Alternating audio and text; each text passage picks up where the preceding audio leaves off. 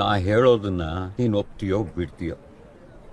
ಒಂದು ಸಲ ಫಾರಿನ್ಗೆ ಹೋದ್ಮೇಲೆ ಅಷ್ಟು ಸುಲಭವಾಗಿ ವಾಪಸ್ ಬರಕ್ ಆಗಲ್ಲ ಕಣಯ್ಯ. ಈಗ ನಮ್ಮ ಮಕ್ಕಳು ಫಾರಿನ್ಗೆ ಹೋಗ್ತಾರೆ ಕೆಲಸಕ್ಕೆ ಅಂತಿಟ್ಕೋ, ಆಗ ಏನ್ ಸಡಗರ, ಏನ್ ಸಂಭ್ರಮ ನಮ್ಗೆ. ಊರವ್ರಿಗೆಲ್ಲ ಹೇಳ್ಕೊಂಬರ್ತೀವಿ, ಮನೆಯವರೆಲ್ಲ ಸೇರಿ ಏರ್ಪೋರ್ಟ್ಗೆ ಅವನನ್ನ ಬೀಳ್ಕೊಡಕ್ ಹೋಗ್ತೀವಿ. ಬರ್ತಾ ಕಣ್ ತುಂಬಾ ನೀರ್ ತುಂಬಿಸ್ಕೊಂಡು ಬರ್ತೀವಿ.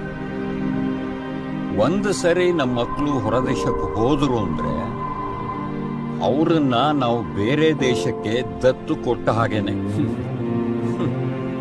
ನೋಡು, ಅವರು ಚೆನ್ನಾಗಿ ಓದಬೇಕು, ರ್ಯಾಂಕ್ ತಗೋಬೇಕು ಅಂತೆಲ್ಲ ಹೇಳ್ಕೊಡ್ತೀವಿ.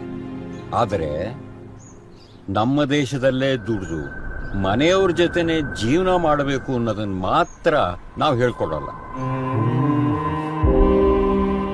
ನೀನು ಹೇಳೋದು ಸರಿನೇ. ಹ